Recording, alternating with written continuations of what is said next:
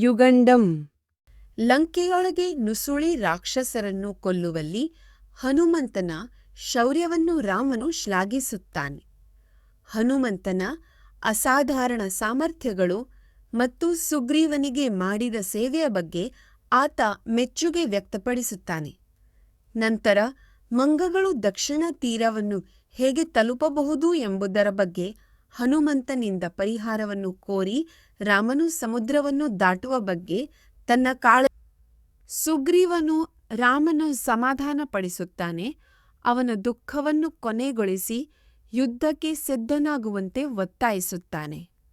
ಅವರು ತಮ್ಮ ಸಂಯುಕ್ತ ಪಡೆಗಳೊಂದಿಗೆ ಲಂಕೆಯನ್ನು ವಶಪಡಿಸಿಕೊಳ್ಳುತ್ತಾರೆ, ರಾವಣನನ್ನು ಸೋಲಿಸುತ್ತಾರೆ ಮತ್ತು ಸೀತೆಯನ್ನು ರಕ್ಷಿಸುತ್ತಾನೆ. ಅವರು ತಮ್ಮ ಸಂಯುಕ್ತ ಪಡೆಗಳೊಂದಿಗೆ ಲಂಕೆಯನ್ನು ವಶಪಡಿಸಿಕೊಳ್ಳುತ್ತಾರೆ. ನಷ್ಟ ಮತ್ತು ರಾಮನು ಹನುಮಂತನನ್ನು ಲಂಕೆಯ ರಕ್ಷಣೆಯನ್ನು ವಿವರಿಸಲು ಕೇಳುತ್ತಾನೆ. ಅದನ್ನು ಹನುಮಂತನು ವಿವರವಾಗಿ ಮಾಡುತ್ತಾನೆ. ಅವನು ನಗರದ ಗೋಡೆಗಳು, ಬಾಗಿಲುಗಳು, ಕಂದಕ ಮತ್ತು ರಕ್ಷಣೆಗೆ ಬಳಸುವ ವಿವಿಧ ಯಂತ್ರಗಳನ್ನು ವಿವರಿಸುತ್ತಾನೆ. ಹನುಮಂತನು ರಾಮನಿಗೆ ತಾನು ಈಗಾಗಲೇ ಸೇತುವೆಗಳನ್ನು ಒಡೆದಿದ್ದೇನೆ, ನಗರವನ್ನು ಸುಟ್ಟು ಹಾಕಿದ್ದೇನೆ ಮತ್ತು ಅದರ ಗೋಡೆಗಳನ್ನು ಕೆಳಗಿಳಿಸಿದ್ದೇನೆ ಎಂದು ಹೇಳುತ್ತಾನೆ. ರಾವಣನಿಂದ ಸೀತೆಯನ್ನು ರಕ್ಷಿಸಲು ದೃಢನಿಶ್ಚಯ ಮಾಡಿದ ರಾಮನು ತನ್ನ ಮಂಗಗಳ ಸೈನ್ಯದೊಂದಿಗೆ ದಕ್ಷಿಣ ದಿಕ್ಕಿನಲ್ಲಿ ಹೊರಟನು. ಸುಗ್ರೀವ ಮತ್ತು ಇತರ ಶಕ್ತಿಶಾಲಿ ನಾಯಕರ ನೇತೃತ್ವದಲ್ಲಿ ಮಂಗಗಳು ವಿವಿಧ ವಿಭಾಗಗಳಲ್ಲಿ ಸಾಗುತ್ತವೆ, ತಮ್ಮ ಅಪಾರ ಸೈನ್ಯದೊಂದಿಗೆ ಭೂಮಿಯನ್ನು ಆವರಿಸುತ್ತವೆ. ಅವರು ಸಮುದ್ರ ತೀರವನ್ನು ತಲುಪುತ್ತಿದ್ದಂತೆ ರಾಮನು ಮಂಗ ಆತಿಥೇಯನ ಶಿಬಿರಕ್ಕೆ ಆದೇಶಿಸುತ್ತಾನೆ. ರಾಮನು ತನ್ನ ಬೇರ್ಪಟ್ಟ ಪತ್ನಿ ಸೀತೆಯ ಬಗ್ಗೆ ಯೋಚಿಸುವಾಗ ದುಃಖದಿಂದ ಹೊರಗುಳಿದಿದ್ದಾನೆ. ಅವಳು ರಾಕ್ಷಸರ ವಶದಲ್ಲಿದ್ದಾಳೆ. ಅವನು ಗಾಳಿಯನ್ನು ತನ್ನನ್ನು ಸ್ಪರ್ಶಿಸಲು ಕೇಳುತ್ತಾನೆ. ಆದ್ದರಿಂದ ಅವನು ಅವಳ ಉಪಸ್ಥಿತಿಯನ್ನು ಅನುಭವಿಸಬಹುದು ಮತ್ತು ಮತ್ತೆ ಸಂತೋಷವಾಗಬಹುದು. ರಾಮನ ದುಃಖವು ತೀವ್ರವಾಗಿರುತ್ತದೆ, ಆದರೆ ಅವನು ಹನುಮಂತನು ಲಂಕೆಯ ಮೇಲೆ ಮಾಡಿದ ಆಕ್ರಮಣದ ಬಗ್ಗೆ ತಿಳಿದ ನಂತರ ರಾಕ್ಷಸ ರಾಜನು ತನ್ನ ಸಲಹೆಗಾರರನ್ನು ಉದ್ದೇಶಿಸಿ ಮಾತನಾಡುತ್ತಾನೆ.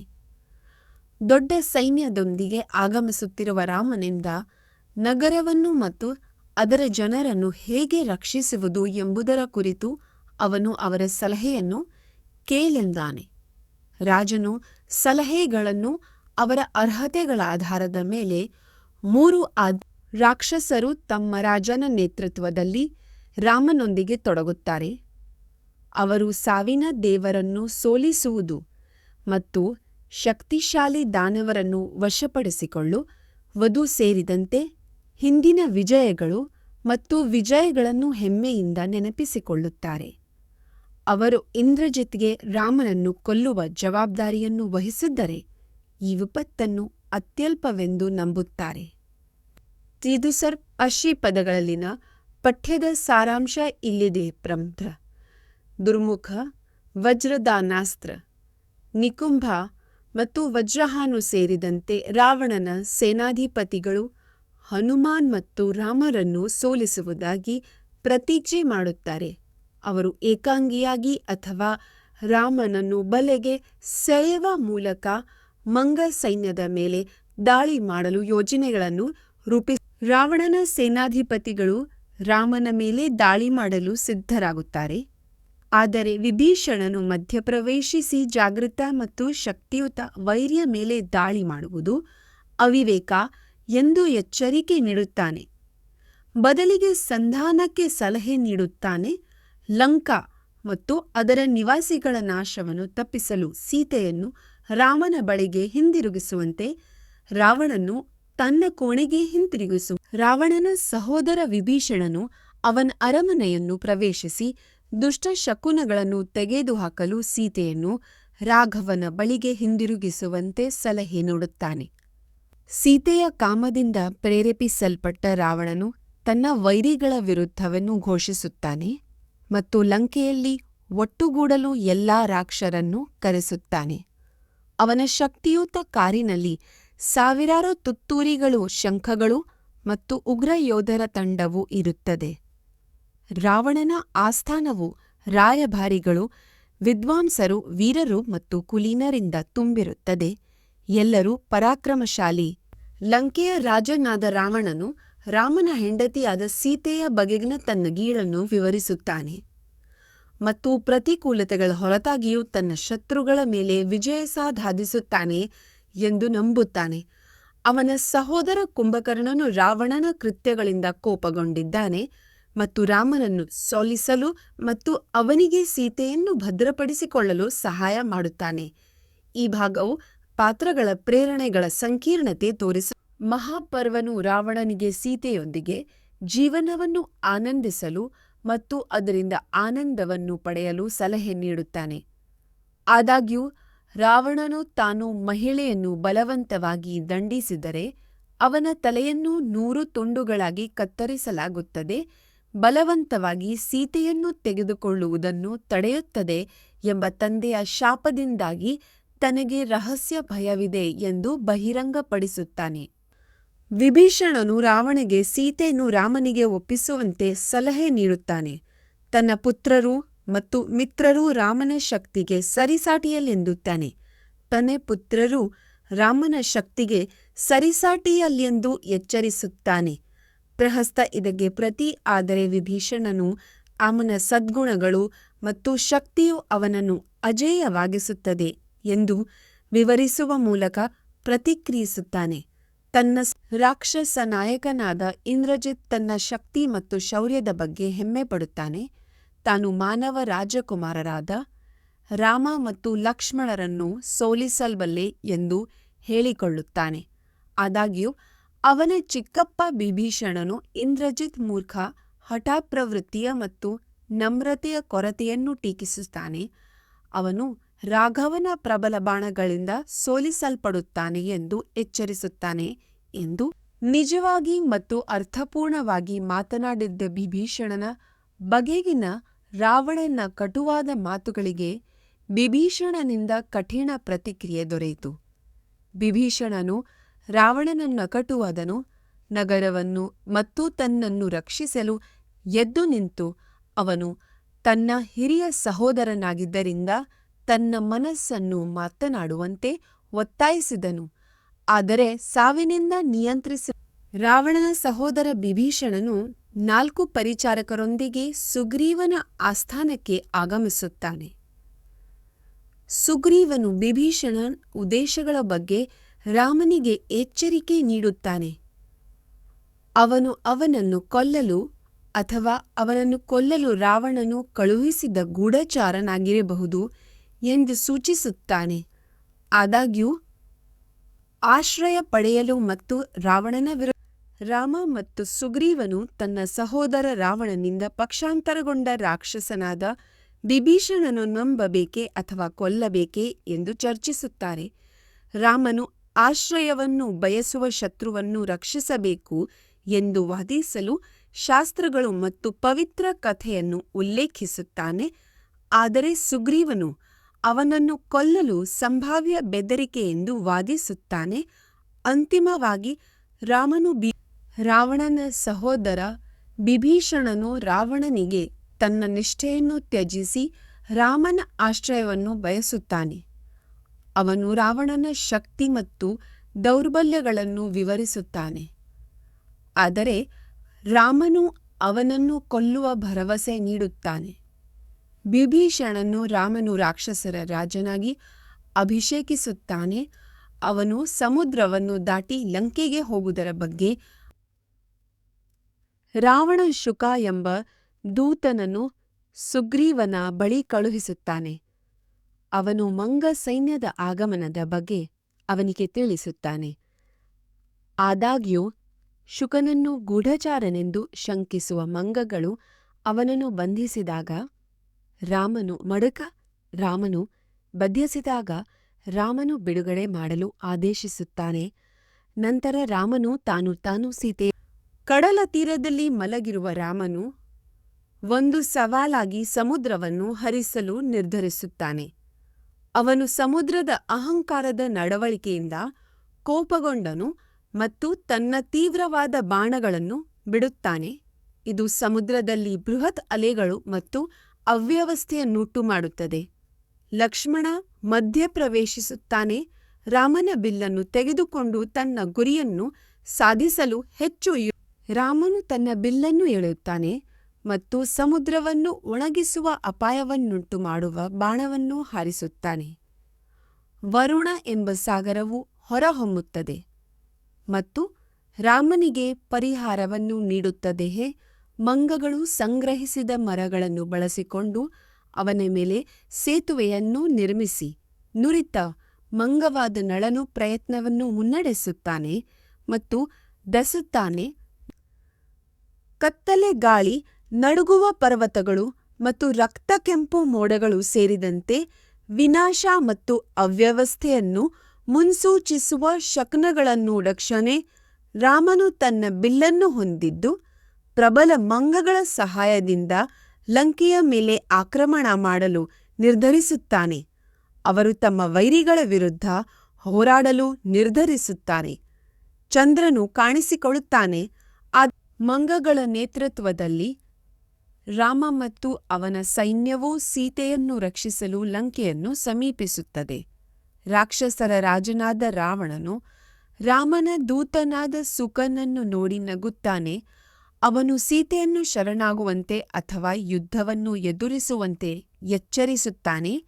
ರಾವಣನು ತನ್ನ ಶಕ್ತಿಯ ಬಗ್ಗೆ ಹೆಮ್ಮೆ ಪಡುತ್ತಾನೆ ಮತ್ತು ತನ್ನ ಪ್ರಬಲ ಬಿಲ್ಲು ಮತ್ತು ಬಾಣಗಳನ್ನು ಬಳಸಿ ರಾವಣನು ತನ್ನ ಸಲಹೆಗಾರರಾದ ಸುಕ ಮತ್ತು ಶರಣರನ್ನು ಮಾರುವೇಷದಲ್ಲಿ ರಾಮನ ಸೈನ್ಯದ ಮೇಲೆ ಕಣ್ಣಿಡಲು ಕಳುಹಿಸುತ್ತಾನೆ.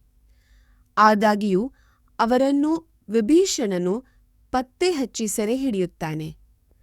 ರಾಮನು ಅವರ ನಿಜವಾದ ಗುರುತನ್ನು ತಿಳಿದ ನಂತರ ಅವರನ್ನು ಬಿಡುಗಡೆ ಮಾಡುತ್ತಾನೆ ಮತ್ತು ರಾವಣನಿಗೆ ಸಂದೇಶದೊಂದಿ ಲಂಕೆಗೆ ಮರಳಲು ಆದೇಶಿಸುತ್ತಾನೆ. ಸೀತೆಯನ್ನು ರಾಜ ರಾವಣನು ಮಂಗ ಸೈನ್ಯದ ನಾಯಕರಾದ ನೀಲ, ಅಂಗದ, ಹನುಮಾನ್, ನಳ, ಶ್ವೇತ, ಕುಮುದ, ಚಂದ, ರಂಭ, ಸಾರಾಭ, ಪನಾಕ, ವಿತತ, ಕ್ರತನ ಮತ್ತು ಗವಯರ ಬಗ್ಗೆ ಶರಣನನ್ನು ಪ್ರತಿಯೊಬ್ಬ ಚಂದ, ರಂಭ, ಸಾರಾಭ ಲಂಕೆಯ ವಿರುದ್ಧದ ಯುದ್ಧದಲ್ಲಿ ರಾಘವ ರಾಮ ಅವರಿಗೆ ಸಹಾಯ ಮಾಡುವ ವಿವಿಧ ನಾಯಕರು ಮತ್ತು ಯೋಧರನ್ನು ಈ ಪಠ್ಯವು ವಿವರಿಸುತ್ತದೆ.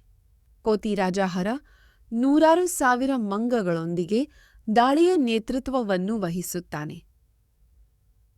ಇತರ ಗಮನಾರ್ಹ ನಾಯಕರಲ್ಲಿ ಉಗ್ರಯೋಧ ಜಾಂಬವನ್ ಪ್ರಬಲ ನಾಯಕ, ರಂಭ ಮತ್ತು ಬುದ್ಧಿವಂತ ಮತ್ತು ಶಕ್ತಿಯುತ ಸೇನಾಧಿಪತಿಯಾದ ಸನ್ನದ್ಧಿ ಧೈರ್ಯ. ರಾಮನ ವಿರುದ್ಧ ಯುದ್ಧಕ್ಕೆ ತಯಾರಿ ನಡೆಸುತ್ತಿರುವ ಮಂಗಗಳು ಮತ್ತು ಇತರ ಯೋಧರು ಸೇರಿದಂತೆ ರಾವಣನ ಸೈನ್ಯವನ್ನು ಸುಕನು ವಿವರಿಸುತ್ತಾನೆ. ರಾವಣನು ತನ್ನ ಸಲಹೆಗಾರರಾದ ಸುಕ ಮತ್ತು ಶರಣರನ್ನು ರಾಮನನ್ನು ಸ್ತುತಿಸಿದ್ದಕ್ಕಾಗಿ, ಅವರ ತರಬೇತಿಯನ್ನು ಮರೆತು ಹೋದ ಇಂಗ್ರೆಟ್ಸ್ ಎಂದು ಕರೆದಿದ್ದಕ್ಕಾಗಿ ಗದರಿಸುತ್ತಾನೆ. ನಂತರ ಅವನು ರಾಮನ ಪಡೆಗಳ ಬಗ್ಗೆ ಮಾಹಿತಿಯನ್ನು ಸಂಗ್ರಹಿಸಲು ಬೇಹುಗಾರರನ್ನು ಕರೆಸುತ್ತಾನೆ. ರಾಮನ ಶ್ರಮಗಳ ಬಗ್ಗೆ ಗುಪ್ತಚರ ಮಾಹಿತಿಯನ್ನು ಸಂಗ್ರಹಿಸಲು ಮತ್ತು ರಾವಣನಿಗೆ ವರರನ್ನು ತಾಲ್ಕಾಸಿ ಪದಗಳಲ್ಲಿನ ಪಠ್ಯದ ಸಾರಾಂಶ ಇಲ್ಲಿದೆ.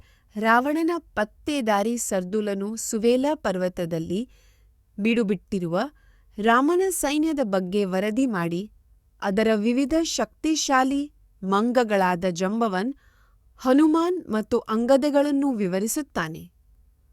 ರಾವಣನು ಸೀತೆಯ ಮೇಲೆ ದಾಳಿ ಮಾಡಲು ಅಥವಾ ವಿಮೋಚನಾ ಒಪ್ಪಂದಕ್ಕೆ ಆದೇಶಿಸುವ ರಾಮನ ಸೈನ್ಯವು ಸುವೇಲ ಪರ್ವತವನ್ನು ಸಮೀಪಿಸುತ್ತಿರುವುದನ್ನು ತಿಳಿದ ನಂತರ ರಾಕ್ಷಸರ ರಾಜನಾದ ರಾವಣನು ತನ್ನ ಮಂತ್ರಿಗಳೊಂದಿಗೆ ಸಮಾಲೋಚಿಸುತ್ತಾನೆ.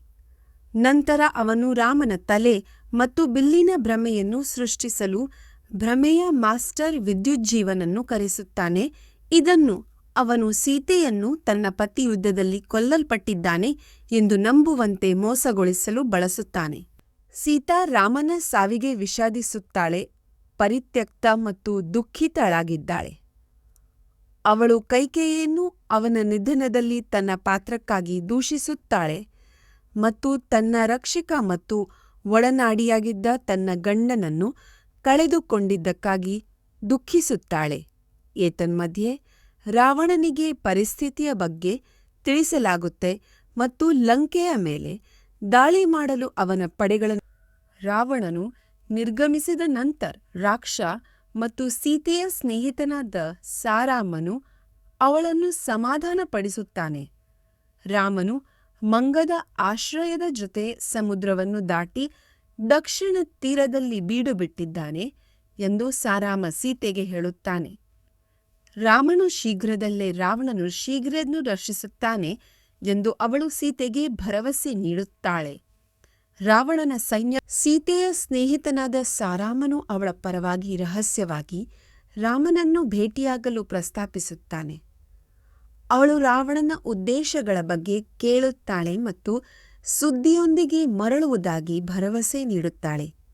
ರಾವಣನನ್ನು ಭೇಟಿಯಾದ ನಂತರ ಸಾರಾಮನು ಸೀತೆಯ ಬಳಿಗೆ ಹಿಂತಿರುಗುತ್ತಾನೆ ಮತ್ತು ರಾವಣನು ಅವಳನ್ನು ಹಿಡಿಯಲು ಯೋಜಿಸುತ್ತಾನೆ ಮತ್ತು ರಾಮನಿಂದ ಯುದ್ಧದಲ್ಲಿ ಸೋಲುವವರೆಗೂ ಬಿಟ್ಟುಕೊಡುವುದಿಲ್ಲ ಎಂದು ರಾವಣನ ಸಲಹೆಗಾರ ಮಲ್ಯವನ್ ಮಾನವ ರೂಪದಲ್ಲಿ ವಿಷ್ಣುವೆಂದು ಪರಿಗಣಿಸಲಾಗುವ ರಾಮನಿಗೆ ಶಾಂತಿ ಒಪ್ಪರಿಗೆ ನಿವಟಿವನಿಗೆ ಸಲಹೆ ನೀಡುತ್ತಾನೆ.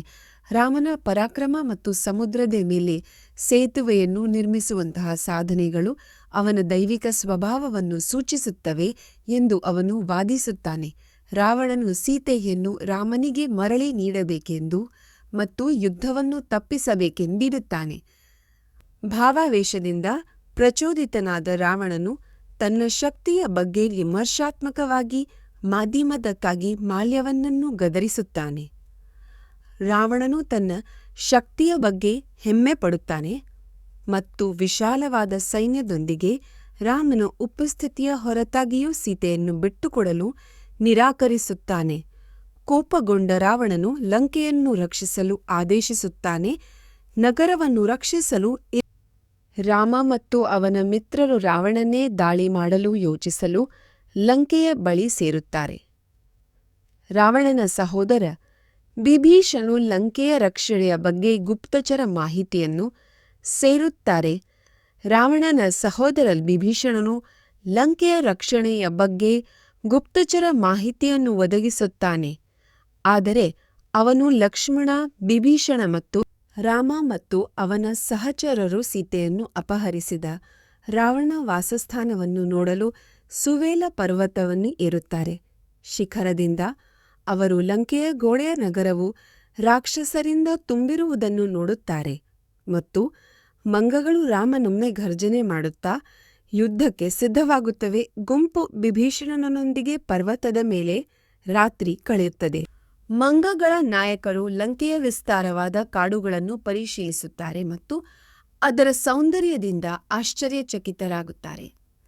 ಅವರು ವಿವಿಧ ಮರಗಳು, ಹೂವುಗಳು ಮತ್ತು ಶಬ್ದಗಳಿಂದ ತುಂಬಿದ ಕಾಡಿನೊಳಗೆ ಪ್ರವೇಶಿಸುತ್ತಾರೆ. ರಾಮ ಮತ್ತು ಅವನ ಪಡೆಗಳು ರಾವಣನಿಂದ ಆಳಲ್ಪಡುವ ಮತ್ತು ನೂರಾರು ರಾಕ್ಷಸರಿಂದ ಕಾವಲಿನಲ್ಲಿರುವ ಲಂಕೆಯನ್ನು ಸಮೀಪಿಸುತ್ತವೆ. ರಾಮ ಮತ್ತು ಸುಗ್ರೀವನು ಲಂಕೆಯನ್ನು ವೀಕ್ಷಿಸಲು ಸುವೇಲ ಪರ್ವತವನ್ನು ಏರುತ್ತಾರೆ. ರಾವಣನನ್ನು ನೋಡಿದಾಗ ಸುಗ್ರೀವನು ಅವನ ಕಡೆ ದಾಳಿ ಮಾಡುತ್ತಾನೆ. ಆದರೆ ರಾತ್ರಿಯ ರೇಂಜರ್ ಅವನನ್ನು ಹಿಂದಕ್ಕೆ ಎಳೆಯುತ್ತಾನೆ. ಸುಗ್ರೀವನು ಮೇಲುಗೈ ಸಾಧಿಸಿ ರಾವಣನನ್ನು ಸೋಲಿಸುವವರೆಗೆ ಇಬ್ಬರೂ ತೀವ್ರ ಯುದ್ಧದಲ್ಲಿ ತೊಡಗುತ್ತಾರೆ. ಹೊಡೆತಗಳು ಮತ್ತು ಪ್ರತಿದಾಳಿಗಳನ್ನು ವಿನಿಮಯ ಮಾಡಿಕೊಳ್ಳುತ್ತಾರೆ. ರಾಮನು ಸುಗ್ರೀವ ಮತ್ತು ಲಕ್ಷ್ಮಣನೊಂದಿಗೆ ರಾವಣನಿಂದ ಸೀತೆಯನ್ನು ರಕ್ಷಿಸಲು ಲಂಕೆಯ ಮೇಲೆ ದಾಳಿ ಮಾಡಲು ಸಿದ್ಧನಾಗಿದ್ದನು. ಯುದ್ಧಕ್ಕೆ ಮುಂಚಿತವಾಗಿ ರಾಘವ ರಾವಣನೊಂದಿಗೆ ಮಾತುಕತೆ ನಡೆಸಲು ಅಂಗದನು ಉಪನಸಿನು. ಆದರೆ ರಾವಣನು ನಿರಾಕರಿಸಿದನು ಮತ್ತು ಅಂಗದನನ್ನು ಕೊಲ್ಲಲು ತನ್ನ ಜನರಿಗೆ ಆದೇಶಿಸಿದನು. ಆದಾಗ್ಯೂ ಅಂಗದನು ಮುರಿದ ಅರಮನೆಯನ್ನು ಮುರಿದು ರಾಮನ ಬದಿಗೆ ಮರಳಿದನು. ಲಂಕೆಯ ದ್ವಾಳನೆ ಲಂಕೆಯ ಮೇಲೆ ರಾಮನ ಮುತ್ತಿಗೆಯಿಂದ ಕೋಪಗೊಂಡ ರಾವಣನು ಮಂಗ ಸೈನ್ಯದ ವಿರುದ್ಧ ರಕ್ಷಿಸಲು ತನ್ನ ಪಡೆಗಳನ್ನು ಒಟ್ಟುಗೂಡಿಸುತ್ತಾನೆ. ಎರಡೂ ಸೇನೆಗಳು ಭೀಕರ ಯುದ್ಧದಲ್ಲಿ ಘರ್ಷಣೆಗೊಳ್ಳುತ್ತವೆ. ಎರಡೂ ಕಡೆಯವರು ಪರಸ್ಪರರ ಮೇಲೆ ಭಾರೀ ಹಾನಿಯನ್ನುಂಟು ಮಾಡುತ್ತಾರೆ. ಈ ಮುಖಾಮುಖಿಯನ್ನು ಪ್ರಬಲ ಮತ್ತು ಅದ್ಭುತ ದೃಶ್ಯವೆಂದು ವಿವರಿಸಲಾಗಿದೆ. ಭೂಮಿ, ಗಾಳಿ ಮತ್ತು ಸಮುದ್ರವು ಶಂಖ, ಡ್ರಮ್ಗಳು, ಮಂಗಗಳು ಮತ್ತು ರಾಕ್ಷಸರು ಮಹಾಕಾವ್ಯದ ಯುದ್ಧದಲ್ಲಿ ತೊಡಗುತ್ತಾರೆ. ಎರಡೂ ಕಡೆಯವರು ಭಾರೀ ನಷ್ಟವನ್ನು ಅನುಭವಿಸುತ್ತಾರೆ. ಹನುಮಾನ್, ಅಂಗದ ಮತ್ತು ಸುಗ್ರೀವ ಸೇರಿದಂತೆ ವಿವಿಧ ವೀರೋಚಿತ ಮಂಗಗಳು ಇಂದ್ರಜಿತ್, ಪ್ರತಾಪನ ಮತ್ತು ನಿಕುಂಭನಂತಹ ಶಕ್ತಿಶಾಲಿ ರಾಕ್ಷಸರೊಂದಿಗೆ ಘರ್ಷಣೆ ಮಾಡುತ್ತವೆ. ಆದರೆ ರಾಮನು ರಾವಣನ ಸಹೋದರಿ ಶೂರ್ಪನಖನ ರಾಮನ ಕೋತಿ ಸೈನ್ಯ ಮತ್ತು ರಾಕ್ಷಸರ ನಡುವಿನ ಯುದ್ಧವು ರಾತ್ರಿಯಿಡೀ ಉಲ್ಬಣಗೊಳ್ಳುತ್ತದೆ. ಎರಡೂ ಕಡೆಯವರು ತೀವ್ರವಾಗಿ ಘರ್ಷಣೆಗೊಳಗಾಗುತ್ತಾರೆ. ಎರಡೂ ಕಡೆಯವರು ಭಾರೀ ನಷ್ಟವನ್ನು ಅನುಭವಿಸುತ್ತಾರೆ. ರಾಮ ಮತ್ತು ಲಕ್ಷ್ಮಣರು ಆಕ್ರಮಣವನ್ನು ಮುನ್ನಡೆಸುತ್ತಾರೆ. ಅನೇಕ ರಾಕ್ಷಸರನ್ನು ತಮ್ಮ ಬಾಣಗಳಿಂದ ಕೊಲ್ಲುತ್ತಾರೆ. ಏತನ್ಮಧ್ಯೆ ರಾವಣನ ಮಗ ಇಂದ್ರಜಿತ್ ರಾವಣನ ಮಗನಾದ ಇಂದ್ರಜಿತ್ ರಾಮ ಮತ್ತು ಲಕ್ಷ್ಮಣರ ಮೇಲೆ ಬಲವಾದ ಬಾಣಗಳಿಂದ ದಾಳಿ ಮಾಡಿ ಅವರನ್ನು ತೀವ್ರವಾಗಿ ಗಾಯಗೊಳಿಸುತ್ತಾನೆ. ಇಂದ್ರಜಿತ್ ಅವರ ದೇಹಗಳನ್ನು ಮುಚ್ಚಿಕೊಂಡು ಹಲವಾರು ಬಾಣಗಳಿಂದ ಚುಚ್ಚಿದಾಗ ಸಹೋದರರಿಗೆ ತಮ್ಮನ್ನು ತಾವು ರಕ್ಷಿಸಿಕೊಳ್ಳಲು ಸಾಧ್ಯವಾಗುವುದಿಲ್ಲ. ಅವರು ರಕ್ತ ಮತ್ತು ಬಾಣಗಳಿಂದ ಆವೃತವಾಗಿ ನೆಲಕ್ಕೆ ಬೀಳುತ್ತಾರೆ ಮತ್ತು ಮಂಗಗಳು ದುಃಖದಿಂದ ಅವರ ನಿಧನಕ್ಕೆ ರಾವಣನ ಮಗ ಇಂದ್ರಜಿತ್ ರಾಮ ಮತ್ತು ಲಕ್ಷ್ಮಣರನ್ನು ಬಾಣಗಳಿಂದ ಮುಚ್ಚಿಕೊಂಡು ಗುಂಡು ಹಾರಿಸುತ್ತಾನೆ.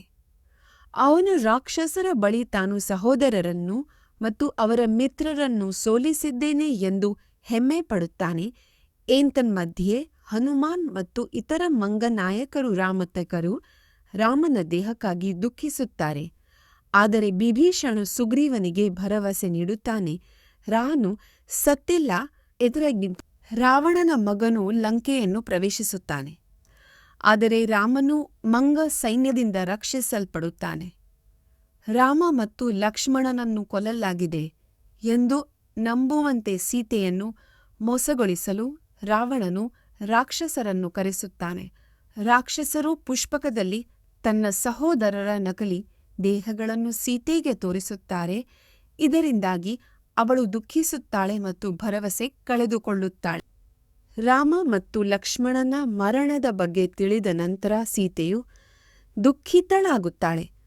ತ್ರಿಜಾತ ಎಂಬ ರಾಕ್ಷಸಿ ಅವಳನ್ನು ಸಮಾಧಾನಪಡಿಸುತ್ತಾ ಅವರ ಗಾಯಗಳು ಬಾಹ್ಯವಾಗಿವೆ ಮತ್ತು ಅವು ಚೇತರಿಸಿಕೊಳ್ಳುತ್ತಾಳೆ. ತ್ರಿಜಾತ್ವಾಣಿದು ಅನ್ನು ಸಮಾಧಾನಪಡಿಸುತ್ತಾ ಅವರ ಗಾಯಗಳು ಬಾಹ್ಯವಾಗಿವೆ ಮತ್ತು ಅವು ಚೇತೆಯನ್ನು ಕಾಲ್ಮದಲ್ಲಿ ಸಂಶಯಗೊಂಡಿದರೂ ಅಂತಿಮವಾಗಿ ತ್ರಿಜಾತನು ವಾತಮಲ್ಲಿ ರಾಮನು ತನ್ನ ಸಹೋದರ ಮತ್ತು ನಿಷ್ಠಾವಂತ ಸಂಗಾತಿಯಾದ ಲಕ್ಷ್ಮಣನು ಯುದ್ಧಭೂಮಿಯಲ್ಲಿ ಮಾರಣಾಂತಿಕವಾಗಿ ಗಾಯಗೊಂಡು ದಂಡೆಗಳಿಂದ ಬಂಧಿಸಲ್ಪಟ್ಟಿದ್ದನ್ನು ನೋಡಿ ದುಃಖಿತನಾಗುತ್ತಾನೆ.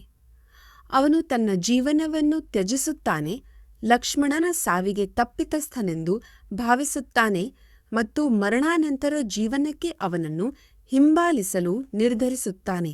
ಲಕ್ಷ್ಮಣನ ಶಕ್ತಿಯಿಲ್ಲದೆ ಅವರು ರಾವಣನಿಂದ ಮಂಗಗಳ ರಾಜನಾದ ಸುಗ್ರೀವನು ಯುದ್ಧಭೂಮಿಯಲ್ಲಿ ರಾಮ ಮತ್ತು ಲಕ್ಷ್ಮಣ ಗಾಯಗೊಂಡಿರುವುದನ್ನು ನೋಡಿ ಭಯಭೀತರಾದ ತನ್ನ ಮಗ ಅಂಗದನನ್ನು ಶಾಂತಗೊಳಿಸುತ್ತಾನೆ. ರಾಕ್ಷಸನಾದ ವಿಭೀಷಣನು ಸಮೀಪಿಸುತ್ತಾನೆ ಮತ್ತು ರಾವಣನ ಮಗನೆಂದು ತಪ್ಪಾಗಿ ಗುರುತಿಸಲ್ಪಡುತ್ತಾನೆ. ಇದರಿಂದಾಗಿ ಮಂಗಗಳು ಭಯಭೀತರಾಗಿ ಓಡಿಹೋಗುತ್ತವೆ. ಆದಾಗ್ಯೂ ಜಾಂಬವನ್ ಅವರನ್ನು ನಿಗ್ರಹಿಸುತ್ತಾನೆ. ರಾಕ್ಷಸರ ರಾಜನಾದ ರಾವಣನು ತನ್ನ ಸಲಹೆಗಾರರಿಂದ ರಾಮ ಮತ್ತು ಲಕ್ಷ್ಮಣರು ತಮ್ಮ ಬಾಣದ ಬಂಧಗಳಿಂದ ಮುಕ್ತರಾಗಿದ್ದಾರೆಂದು ರಾಮ ಮತ್ತು ರಾಮ ಮತ್ತು ಮಂಗಗಳನ್ನು ನಾಶ ಮಾಡಲು ಸೈನ್ಯವನ್ನು ಮುನ್ನಡೆಸಲು ಪ್ರಬಲ ರಾಕ್ಷಸನಾದ ಧೂಮ್ರಕ್ಷನಿಗೆ ಆದೇಶಿಸಿದನು. ರಾಕ್ಷಸರು ವಿವಿಧ ಯುದ್ಧ ವಾದ್ಯಗಳೊಂದಿಗೆ ಓಡುತ್ತಾರೆ, ಆದರೆ ಅವರೀಗ ಭಯ ಮತ್ತು ಹತಾಶೆಯಿಂದ ತುಂಬುವ ಅಶುಭ ಚಿಹ್ನೆಗಳು. ಇಲ್ಲಿ ಪದಗಳಲ್ಲಿ ಸಂಕ್ಷಿಪ್ತ ಸಾರಾಂಶವಿದೆ. ಧೂಮ್ರಕ್ಷನು ರಾಕ್ಷಸನ ಆಕ್ರಮಣವನ್ನು ಮುನ್ನಡೆಸುತ್ತಿದ್ದಂತೆ ಮಂಗಗಳು ಮತ್ತು ರಾಕ್ಷಸರ ನಡುವಿನ ಯುದ್ಧವು ತೀವ್ರಗೊಳ್ಳುತ್ತದೆ. ಗಾಳಿಯ ದೇವತೆಯ ಮಗನಾದ ಹನುಮಂತನು ಏಕಾಂಗಿಯಾಗಿ ಧೂಮರಕ್ಷನನ್ನು ಪರ್ವತದ ಶಿಖರದಿಂದ ಸೋಲಿಸಿ ಅವನನ್ನು ಕೊಲ್ಲುತ್ತಾನೆ. ಉಳಿದಿರುವ ರಾಕ್ಷಸರು ಅಸ್ತವ್ಯಸ್ತವಾಗಿ ಲಂಕೆಗೆ ಓಡಿ ಹೋಗುತ್ತಾರೆ. ರಾಮ್ ಮತ್ತು ಮಂಗಗಳ ಮೇಲೆ ದಾಳಿ ಮಾಡಲು ರಾವಣನು ತನ್ನ ಶಕ್ತಿಶಾಲಿ ರಾಕ್ಷಸ ವಜ್ರದಂತ್ರನಿಗೆ ಆದೇಶಿಸುತ್ತಾನೆ. ವಜ್ರಧ್ರನು ದಕ್ಷಿಣ ಧ್ವಜಗಳು ಮತ್ತು ಧ್ವಜಗಳಿಂದ ಅಲಂಕರಿಸಲ್ಪಟ್ಟ ರಾಕ್ಷಸಗಳ ಬೃಹತ್ ಸೈನ್ಯವನ್ನು ಮುನ್ನಡೆಸುತ್ತಾನೆ. ಅವರು ಮಂಗಪಡೆಗಳ ಕಡೆಗೆ ಸಾಗುತ್ತಿರುವಾಗ ದುಷ್ಟಶಕುನಗಳು ಕಾಣಿಸಿಕೊಳ್ಳುತ್ತವೆ.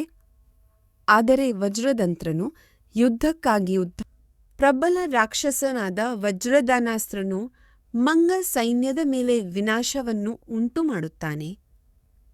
ಆದರೆ ಅಂತಿಮವಾಗಿ ವಾಲಿಯ ಮಗನಾದ ಅಂಗನಿಂದ ಕೊಲ್ಲಲ್ಪಡುತ್ತಾನೆ. ಯುದ್ಧವು ತೀವ್ರ ಮತ್ತು ಅಸ್ತವ್ಯಸ್ತವಾಗಿದೆ.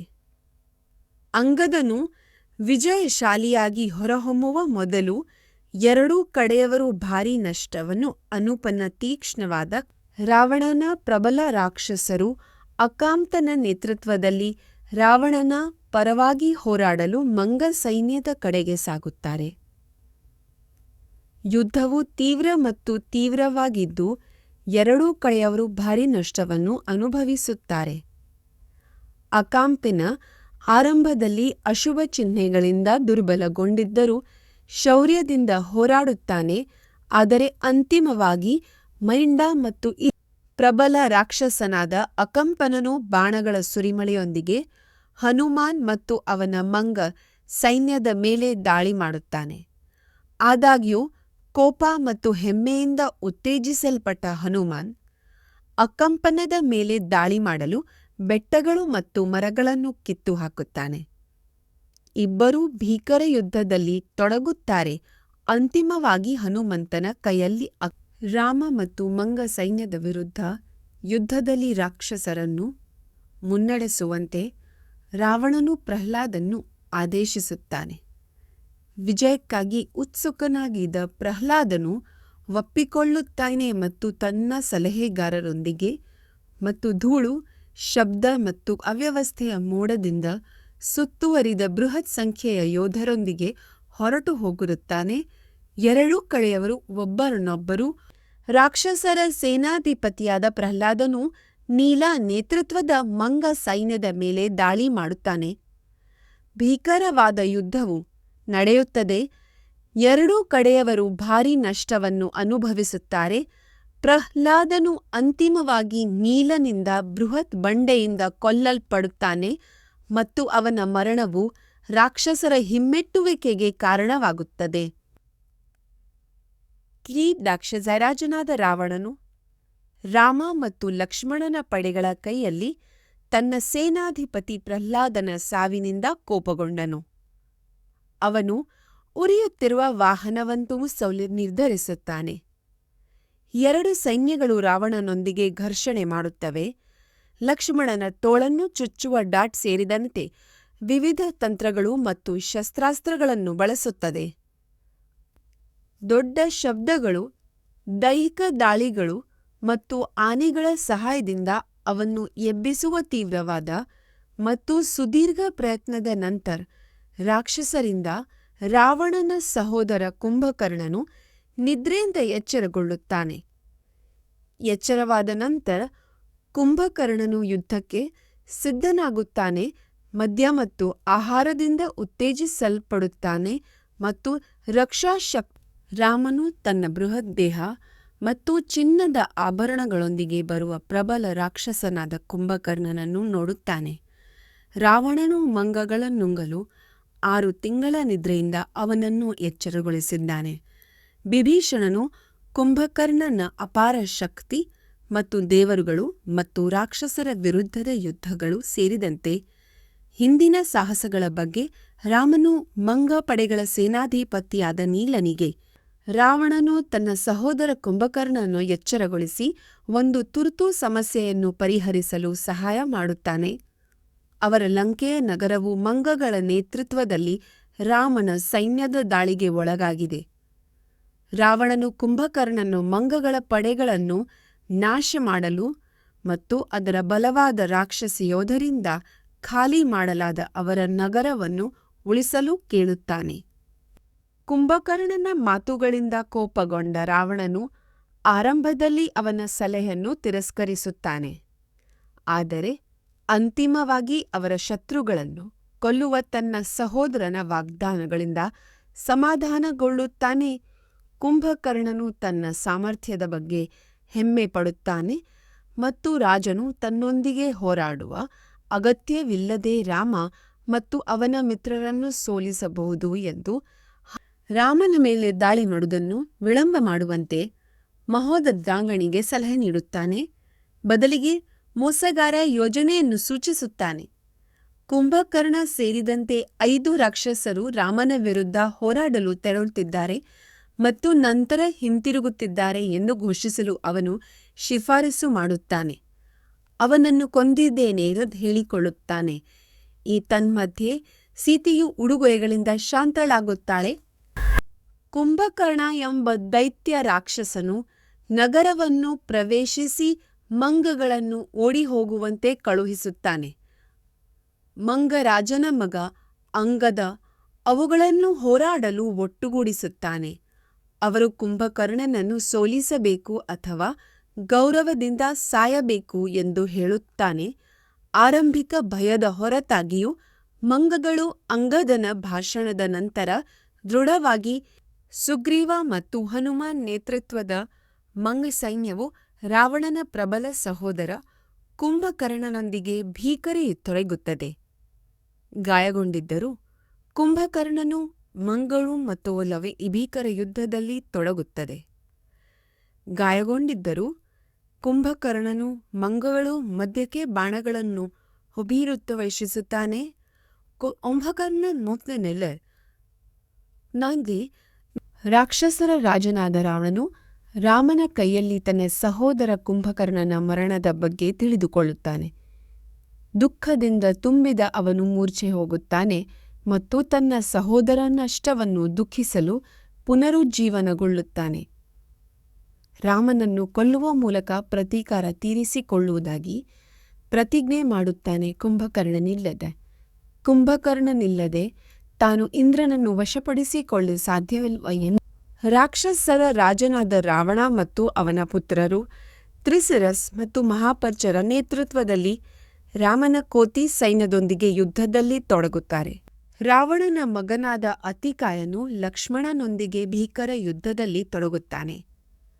ಅಭೇದ್ಯವಾದ ಪತ್ರವನ್ನು ಧರಿಸಿ ಮತ್ತು ಪ್ರಬಲವಾದ ಬಾಣಗಳನ್ನು ಹಿಡಿದಿರುವ ಅತಿಕಾಯನು ಪ್ರಬಲ ಎದುರಾಳಿಯನ್ನು ಸಾಬೀತುಪಡಿಸುತ್ತಾನೆ. ಆದಾಗ್ಯೂ ಗಾಳಿದೇವರ ಮಾರ್ಗದರ್ಶನದಲ್ಲಿ ಲಕ್ಷ್ಮಣನು ಅತಿಕಾಯನ ಪತ್ರವನ್ನು ಚುಚ್ಚಲು ಮತ್ತು ಅವನನ್ನು ಹೊಡೆದುರುಳಿಸಲು ಬ್ರಹ್ಮ ಆಯುಧವನ್ನು ಬಳಸುತ್ತಾನೆ. ತಮ್ಮ ನ್ಯಾಯದಿಂದ ರಾವಣ ತನ್ನ ಸಹೋದರ ಇಂದ್ರಜಿತ್ ಮತ್ತು ಇತರ ರಾಕ್ಷಸರ ಮರಣದ ಬಗ್ಗೆ ಕೇಳಿದ ನಂತರ ಆತಂಕಕ್ಕೊಳಗಾಗುತ್ತಾನೆ. ಅವನು ರಾಮನ ಶಕ್ತಿಯನ್ನು ಅರಿತುಕೊಂಡು ಅರಮನೆಯ ಭದ್ರತೆ ಮತ್ತು ಜಾಗರೂಕತೆಯನ್ನು ಹೆಚ್ಚಿಸಲು ನಿರ್ಧರಿಸುತ್ತಾನೆ. ಜಾಗರೂಕರಾಗಿರಲು ಮತ್ತು ಮಂಗಗಳ ಚಲನವಲನಗಳನ್ನು ಮೇಲ್ವಿಚಾರಣೆ ಮಾಡಲು ತನ್ನ ಪಡೆಗಳಿಗೆ ಸೂಚಿಸುತ್ತಾನೆ. ರಾವಣನು ತನ್ನ ಹೃದಯದಲ್ಲಿ ರಾವಣನ ಮಗ ಇಂದ್ರಜಿತ್ ಬೆಂಕಿಯಿಂದ ಬ್ರಹ್ಮ ಆಯುಧವನ್ನು ಪಡೆದು ಅದರೊಂದಿಗೆ ಮಂಗ ಸೈನ್ಯದ ಮೇಲೆ ದಾಳಿ ಮಾಡುತ್ತಾನೆ. ಅವನು ತನ್ನ ಅದೃಶ್ಯ ದೇಹ ಮತ್ತು ದೈವಿಕ ಶಕ್ತಿಯಿಂದಾಗಿ ಪ್ರತಿದಾಳಿ ಮಾಡಲು ಸಾಧ್ಯವಾಗದ ಹಲವಾರು ಪ್ರಮುಖ ಮಂಗಗಳನ್ನು ಕೊಂದು ರಾಮ ಮತ್ತು ಲಕ್ಷ್ಮಣರ ಮೇಲೆ ಬಾಣಗಳನ್ನು ಸುರಿಸುತ್ತಾನೆ. ಗಾಳಿ ದೇವತೆಯ ಮಗನಾದ ಹನುಮಂತನು ತನ್ನ ಒಡನಾಡಿಗಳನ್ನು ಗುಣಪಡಿಸಲು ಹಿಮವನ ಪರ್ವತದ ಮೇಲೆ ಔಷಧೀಯ ಗಿಡಮೂಲಿಕೆಗಳನ್ನು ಹುಡುಕುತ್ತಾನೆ. ಅವನು ಅದರ ಮರಗಳು ಮತ್ತು ಆನೆಗಳೊಂದಿಗೆ ಹಿಂದಿರುಗುತ್ತಾನೆ. ಔಷಧೀಯ ಗಿಡಮೂಲಿಕೆಗಳವಾಗ ಅದು ಗೋಚರಿಸುತ್ತದೆ. ಸುಗ್ರೀವ ಮತ್ತು ಹನುಮಂತನ ನೇತೃತ್ವದಲ್ಲಿ ಮಂಗಗಳು ರಾತ್ರಿ ಲಂಕೆಗೆ ಬೆಂಕಿ ಹಚ್ಚಿದವು. ಕಟ್ಟಡಗಳು, ಮನೆಗಳು ಮತ್ತು ಬೀದಿಗಳನ್ನು ಸುಟ್ಟು ಹಾಕಿದವು. ರಾಕ್ಷಸರು ಓಡಿಹೋದರು. ಆದರೆ ಶೀಘ್ರದಲ್ಲೇ ರಾವಣನ ಸೈನ್ಯದೊಂದಿಗೆ ಮರಳಿದರು. ಅವರ ಪುತ್ರರಾದ ಕುಂಭ ಮತ್ತು ನಿಕುಂಭ ಸೇರಿದಂತೆ ಮಂಗಗಳು ಮತ್ತು ರಾಕ್ಷಸರ ನಡುವೆ ಭೀಕರ ಯುದ್ಧ. ರಾಕ್ಷಸರು ಮತ್ತು ಮಂಗಗಳ ನಡುವಿನ ಯುದ್ಧದಲ್ಲಿ ಕುಂಭಕರ್ಣನ ಮಗ ಕುಂಭನು ವಾಲಿಯ ಮಗ ಅಂಗದನ ವಿರುದ್ಧ ಮುಖಾಮುಖಿಯಾಗುತ್ತಾನೆ. ಅನೇಕ ಗಾಯಗೊಂಡಿದ್ದರೂ ಅಂಗದನು ಶರಣಾಗಲು ನಿರಾಕರಿಸುತ್ತಾನೆ. ಆದರೆ ಅಂತಿಮವಾಗಿ ಕುಂಭನಿಂದ ಸೋಲುತ್ತಾನೆ. ನಂತರ ಮಂಗಗಳ ರಾಜನಾದ ಸುಗ್ರೀವನು ಕುಂಭನಿಗೆ ಸವಾಲು ಹಾಕುತ್ತಾನೆ ಮತ್ತು ಅವನನ್ನು ಭೀಕರ ಧ್ವಜಯುದ್ಧದಲ್ಲಿ ಶಕ್ತಿಶಾಲಿ ರಾಕ್ಷಸನಾದ ನಿಕುಂಭನು ತನ್ನ ಹೊಡೆತದಿಂದ ಹನುಮಂತನ ಮೇಲೆ ದಾಳಿ ಮಾಡುತ್ತಾನೆ. ಆದರೆ ಹನುಮಂತನು ಹೊಡೆತ ಮತ್ತು ಪ್ರತಿದಾಳಿಗಳನ್ನು ತಡೆದುಕೊಳ್ಳುತ್ತಾನೆ. ಹನುಮಂತನು ತನ್ನ ಹೊಡೆತವನ್ನು ಮುರಿದು ಅವನ ತಲೆಯನ್ನು ಹೊರತೆಗೆದಾಗ ನಿಕುಂಭನು ಕೊಲ್ಲಲ್ಪಡುತ್ತಾನೆ. ನಿಕುಂಭನ ಮರಣವು ಮಂಗ ಸೈನ್ಯ ಮತ್ತು ರಾಕ್ಷಸರ ನಡುವೆ ಭೀಕರ ಯುದ್ಧವನ್ನು ರಾಮ ಮತ್ತು ಲಕ್ಷ್ಮಣರನ್ನು ನಾಶ ಮಾಡಲು ಸೈನ್ಯವನ್ನು ಮುನ್ನಡೆಸಲು ರಾವಣನು ಖಾರ ಮಗನಾದ ಮಕರಕ್ಷನಿಗೆ ಆದೇಶಿಸುತ್ತಾನೆ. ಮಕರಕ್ಷನು ತನ್ನ ಪರಾಕ್ರಮದ ಬಗ್ಗೆ ಹೆಮ್ಮೆ ಪಡುತ್ತಾನೆ ಮತ್ತು ರಾತ್ರಿ ರೇಂಜರ್ಗಳೊಂದಿಗೆ ಹೊರಟನು. ಆದರೆ ಯುದ್ಧದಲ್ಲಿ ತೊಡಗೋ ಮೊದಲು ರಥದ ಹಿಡಿತವು ಜಾರಿ ಬೀಳುವುದು ಮತ್ತು ಕುದುರೆಗಳು ನಿಧಾನವಾಗಿ ಚಲಿಸುವುದು ಸೇರಿದಂತೆ ಹಲವಾಗಿ ಚಲಿಸುವುದು ಸೇರಿದೆ. ಖರನ ಮಗನಾದ ಮಕರಕ್ಷನು ರಾಮ ಮತ್ತು ಅವನ ಮಂಗಗಳ ವಿರುದ್ಧ ಹೋರಾಡುತ್ತಾನೆ. ಎರಡೂ ಕಡೆಯವರು ವಿವಿಧ ಶಸ್ತ್ರಾಸ್ತ್ರಗಳನ್ನು ಬಳಸುವುದರೊಂದಿಗೆ ಭೀಕರ ಯುದ್ಧ ನಡೆಯುತ್ತದೆ. ಮಕರಕ್ಷನು ಶಿವನು ನೀಡಿದ ಪ್ರಬಲವಾದ ಬಾಣವನ್ನು ಬಳಸುತ್ತಾನೆ. ಆದರೆ ರಾಮನು ಅವನನ್ನು ತನ್ನ ಬಾಣಗಳಿಂದ ಸೋಲಿಸುತ್ತಾನೆ. ರಾತ್ರಿ ರೇಂಜರ್ ಕೊಲ್ಲಲ್ಪಡುತ್ತಾನೆ ಮತ್ತು ರಾಕ್ಷಸರು ಸಲ್ಜಸಿ ಪದಗಳಲ್ಲಿನ ಪಠ್ಯದ ಸಾರಾಂಶ ಇಲ್ಲಿದೆಯೇ. ರಾವಣನು ತನ್ನ ಮಗ ಇಂದ್ರಜಿತ್ಗೆ ರಾಮ ಮತ್ತು ಲಕ್ಷ್ಮಣರನ್ನು ಕೊಲ್ಲುವಂತೆ ಆದೇಶಿಸುತ್ತಾನೆ. ಇಂದ್ರಜಿತ್ ಯಜ್ಞವನ್ನು ಮಾಡುತ್ತಾನೆ, ದೈವಿಕ ರಕ್ಷಣೆಯನ್ನು ಪಡೆಯುತ್ತಾನೆ ಮತ್ತು ಯುದ್ಧಕ್ಕೆ ಹೊರಡುತ್ತಾನೆ. ಅವನು ರಾಮ ಮತ್ತು ಲಕ್ಷ್ಮಣರ ಮೇಲೆ ತೀಕ್ಷ್ಣವಾದ ಬಾಣಗಳಿಂದ ದಾಳಿ ಮಾಡುತ್ತಾನೆ. ಆದರೆ ಅವರು ವಿರೋಧಿಸುತ್ತಾರೆ. ಇಬ್ಬರೂ ರಾವಣನ ಮಗನಾದ ಇಂದ್ರಜಿತ್ ತನ್ನ ರಥದ ಮೇಲೆ ಸೀತೆಯ ಭ್ರಮೆಯ ಚಿತ್ರವನ್ನು ಸೃಷ್ಟಿಸುತ್ತಾನೆ ಮತ್ತು ಅವಳನ್ನು ಕೊಲ್ಲಲು ಪ್ರಯತ್ನಿಸುತ್ತಾನೆ. ಮಂಗಳನ ನೇತೃತ್ವದಲ್ಲಿ ಹನುಮಾನ್ ಅವಳನ್ನು ರಕ್ಷಿಸಲು ಆಗಮಿಸುತ್ತಾನೆ. ಆದರೆ ಇಂದ್ರಜಿತನ ಭ್ರಮೆ ಮತ್ತು ದಾಳಿಗಳಿಂದ ವಿಫಲನಾಗುತ್ತಾನೆ. ಇಂದ್ರಜಿತ್ ಭ್ರಮೆಯ ಸೀತೆಯನ್ನು ಕತ್ತಿಯಿಂದ ಕೊಲ್ಲುತ್ತಾನೆ ಮತ್ತು ತನ್ನ ವಿಜಯದ ಬಗ್ಗೆ ಹೆಮ್ಮೆ ಪಡುತ್ತಾನೆ. ಮಂಗಗಳು ಮಾರುತನ ಮಗನಾದ ಹನುಮಂತನು ಮಂಗಗಳು ಇಂದ್ರನ ಗುಡುಗು ಸಿಡಿಲಿನ ಶಬ್ದದಿಂದ ಓಡಿಹೋದ ನಂತರ ಅವುಗಳನ್ನು ಒಟ್ಟುಗೂಡಿಸಿದನು. ಅವನು ರಾಕ್ಷಸರ ವಿರುದ್ಧ ಯುದ್ಧಕ್ಕೆ ಕರೆದೊಯ್ದನು. ಅವರ ಸೈನ್ಯವನ್ನು ಬೆಂಕಿಯಂತಹ ಉಗ್ರತೆಯಿಂದ ಸುಟ್ಟು ಹಾಕಿದನು. ಆದಾಗ್ಯೂ ಇಂದ್ರಜಿತ್ ಬಾಣಗಳು ಮತ್ತು ಬಾಣಗಳಿಂದ ಪ್ರತಿದಾಳಿ ನಡೆಸಿ ಹನುಮಂತನು ರಾಮ ಮತ್ತು ಸೀತೆಯನ್ನು ಇಂದ್ರಜಿತ್ ಕೊಂದಿದ್ದಾನೆ ಎಂದು ಹನುಮಂತನು ರಾಮನಿಗೆ ತಿಳಿಸುತ್ತಾನೆ. ಲಕ್ಷ್ಮಣನು ರಾಮನನ್ನು ಸಮಾಧಾನಪಡಿಸಲು ಪ್ರಯತ್ನಿಸುತ್ತಾನೆ. ಆದರೆ ಸದ್ಗುಣದ ಪರಿಕಲ್ಪನೆಯ ವಿರುದ್ಧ ವಾದಿಸುತ್ತಾನೆ. ಅದು ಶಕ್ತಿಹೀನ ಮತ್ತು ಅಸಹಾಯಕವಾಗಿದೆ ಎಂದು ಸೂಚಿಸುತ್ತಾನೆ. ಬದಲಿಗೆ ಶಕ್ತಿಯ ಮೇಲೆ ಅವಲಂಬಿತರಾಗುವಂತೆ ಅವನು ರಾಮನಿಗೆ ಸಲಹೆ ನೀಡುತ್ತಾನೆ. ರಾವಣನ ಸ್ನೇಹಿತನಾದ ವಿಭೀಷಣನು ರಾಮನ ಬಳಿಗೆ ಬಂದು ಸೀತೆಯನ್ನು ಕೊಲ್ಲಲಾಗಿದೆ ಎಂದು ತಿಳಿದ. ದುಃಖಿತ ಜೀವಂತವಾಗಿದ್ದಾಳೆ ಮತ್ತು ಇಂದ್ರಜಿತ್ ನಿಕೊಂಬಿಲಾದಲ್ಲಿ ಯಜ್ಞಗಳನ್ನು ಅರ್ಪಿಸುವ ಮೂಲಕ ಮಂಗಗಳನ್ನು ಮೋಸಗೊಳಿಸಲು ಪ್ರಯತ್ನಿಸುತ್ತಿದ್ದಾನೆ ಎಂದು ವಿಭೀಷಣನು ಬಹಿರಂಗಪಡಿಸುತ್ತಾನೆ. ಲಕ್ಷ್ಮಣನನ್ನು ಕಳುಹಿಸಿ ಆಚರಣೆಯನ್ನು ಅಡ್ಡಿಪಡಿಸಲು ಮತ್ತು ಇಂದ್ರಜಿತನನ್ನು ರಾಘವ ರಾವಣನ ಮಗನಾದ ಇಂದ್ರಜಿತನನ್ನು ಕೊಲ್ಲಲು ಲಕ್ಷ್ಮಣನಿಗೆ ಆಜ್ಞಾಪಿಸುತ್ತಾನೆ. ಅವನು ಬ್ರಹ್ಮಚಿರ ಆಯುಧವನ್ನು ಹೊಂದಿದ್ದಾನೆ ಮತ್ತು ಭ್ರಮೆಯಲ್ಲಿ ಪರಿಣಿತನಾಗಿದ್ದಾನೆ. ವಿಭೀಷಣನು ರಾಮನಿಗೆ ಸಲಹೆ ನೀಡುತ್ತಾನೆ. ನಿಕುಂಭಿಲ ಹೊರಗೆ ಇಂದ್ರಜಿತ್ ಕೊಲ್ಲಲ್ಪಟ್ಟರೆ ಅದು ರಾವಣ ಮತ್ತು ಅವನ ಅನುಯಾಯಿಗಳ ಸಾವಿಗೆ ಕಾರಣವಾಗುತ್ತದೆ. ಲಕ್ಷ್ಮಣನು ರಾವಣ ಸಹೋದರ ವಿಭೀಷಣನು ರಾಕ್ಷಸ ಸೈನ್ಯವನ್ನು ಎದುರಿಸಲು ಮತ್ತು ರಾವಣನ ಮಗನಾದ ಇಂದ್ರಜಿತನನ್ನು ಕೊಲ್ಲಲು ಲಕ್ಷ್ಮಣನಿಗೆ ಸಲಹೆ ನೀಡುತ್ತಾನೆ. ಯುದ್ಧವು ಸಂಭವಿಸುತ್ತದೆ. ಎರಡೂ ಕಡೆಯವರು ಭಾರೀ ನಷ್ಟವನ್ನು ಅನುಭವಿಸುತ್ತಾರೆ. ಗಾಳಿದೇವರ ಸಂತತಿಯಾದ ಹನುಮಂತನ ಮೇಲೆ ಇಂದ್ರಜಿತ್ ದಾಳಿ ಮಾಡುತ್ತಾನೆ. ಅವನು ವಿವಿಧ ಶಸ್ತ್ರಾಸ್ತ್ರಗಳನ್ನು ಹೊಂದಿದ್ದಾನೆ, ಆದರೆ ಅವನೊಂದಿಗೆ ಒಬ್ಬರಿಗೊಬ್ಬರು ದ್ವಂದ್ವಯುದ್ಧವನ್ನು ಇಂದ್ರಜಿತ್ ಬರುವವರೆಗೆ ಕಾಯುತ್ತಿರುವಾಗ ವಿಭೀಷಣ ಮತ್ತು ಲಕ್ಷ್ಮಣ ಸಂಭಾಷಣೆ ನಡೆಸುತ್ತಾರೆ. ವಿಭೀಷಣನು ಇಂದ್ರಜಿತನ ಕಠೋರ ಮಾತುಗಳ ವಿರುದ್ಧ ತನ್ನನ್ನು ಸಮರ್ಥಿಸಿಕೊಳ್ಳುತ್ತಾನೆ.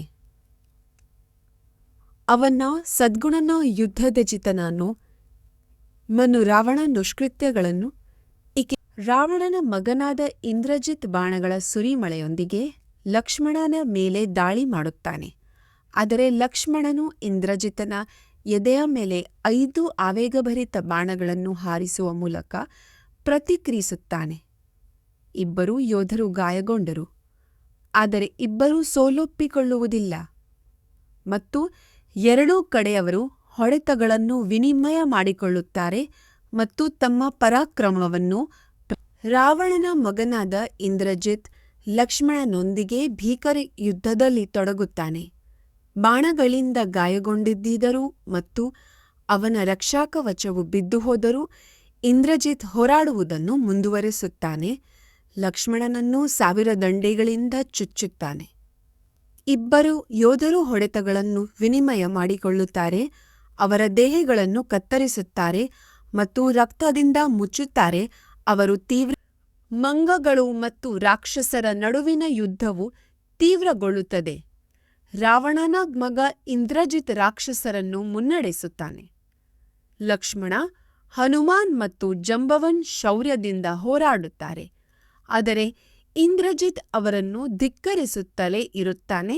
ಲಕ್ಷ್ಮಣನು ತನ್ನ ಸಾರಥಿ ಮತ್ತು ಕುದುರೆಗಳನ್ನು ಕೊಂದ ನಂತರ ಇಂದ್ರಜಿತ್ ಅಂತಿಮವಾಗಿ ಸೋಲುತ್ತಾನೆ ಮತ್ತು ಮಂಗ ಮುಖ್ಯಸ್ಥ ರಾವಣನ ಮಗನಾದ ಇಂದ್ರಜಿತ್ ಲಕ್ಷ್ಮಣನೊಂದಿಗೆ ಬಹಳ ಹುರುಪು ಮತ್ತು ಕೌಶಲ್ಯದಿಂದ ಹೋರಾಡುತ್ತಾನೆ.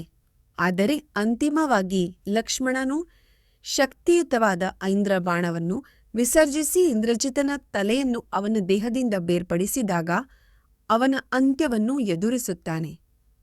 ಮಂಗಗಳು ಮತ್ತು ಅವರ ಮಿತ್ರರು ವಿಜಯವನ್ನು ಆಚರಿಸುತ್ತಾರೆ, ಆದರೆ ರಾಕ್ಷಸರು ಭಯಭೀತರಾಗಿ ಓಡಿ ಹೋಗುತ್ತಾರೆ.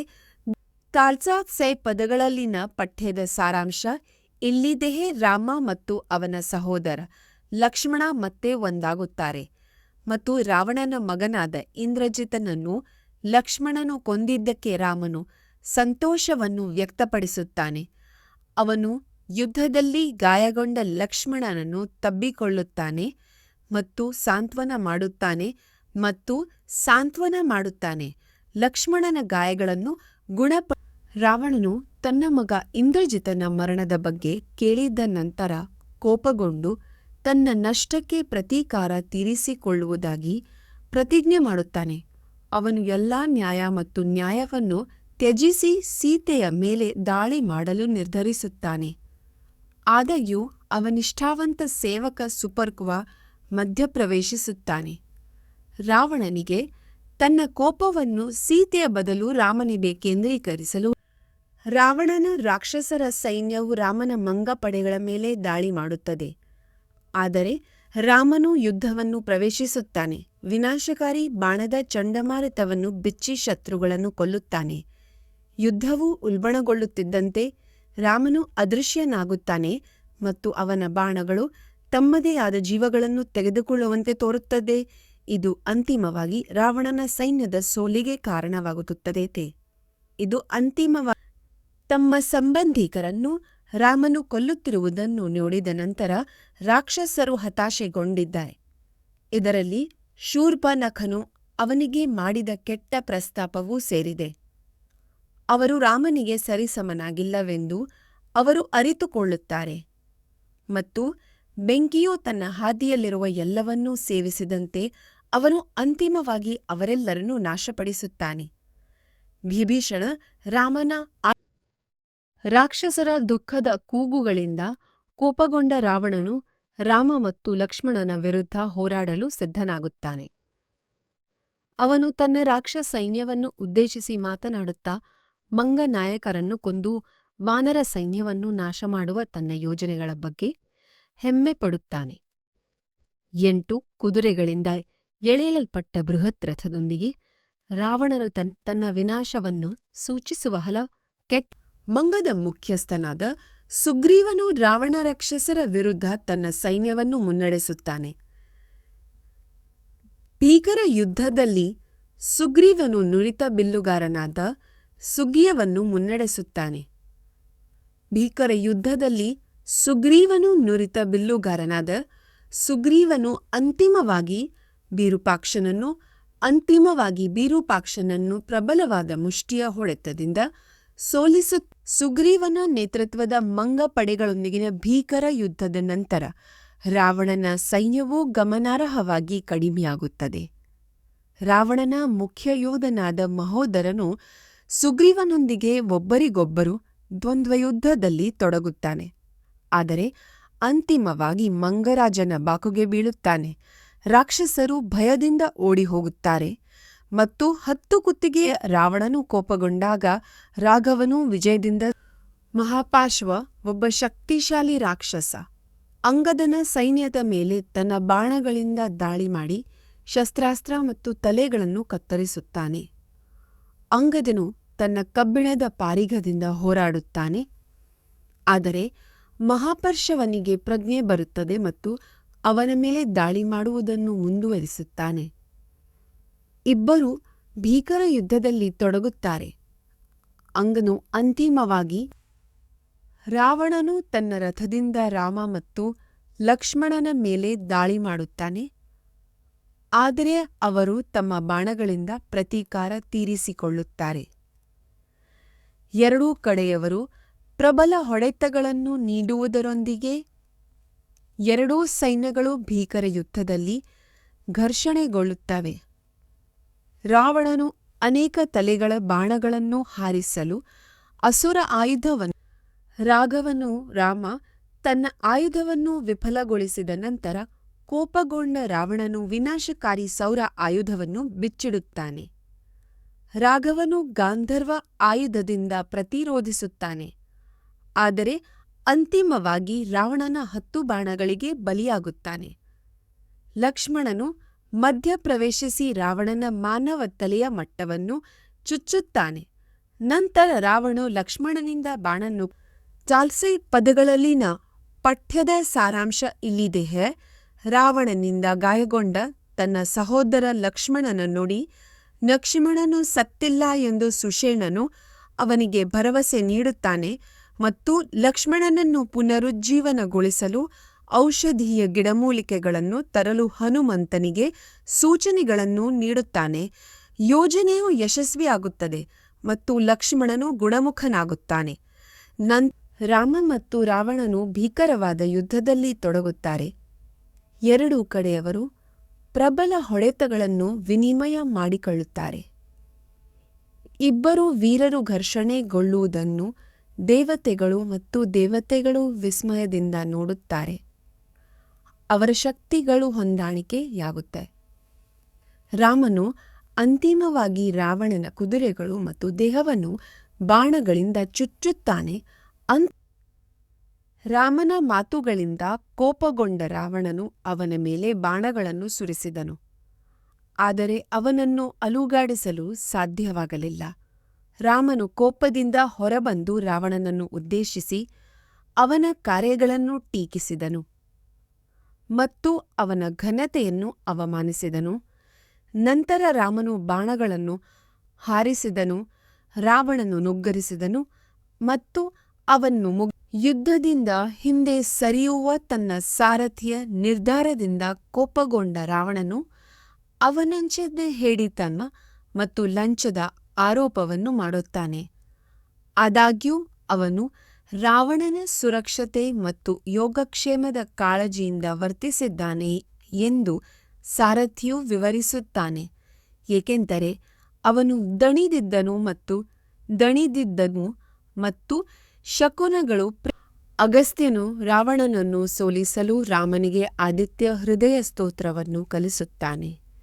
ಈ ಸ್ತೋತ್ರವು ಸೂರ್ಯನ ಸೃಷ್ಟಿ, ಸಂರಕ್ಷಣೆ ಮತ್ತು ವಿನಾಶ ಸೇರಿದಂತೆ ವಿವಿಧ ರೂಪಗಳು ಮತ್ತು ಕಾರ್ಯಗಳನ್ನು ವಿವರಿಸುತ್ತದೆ.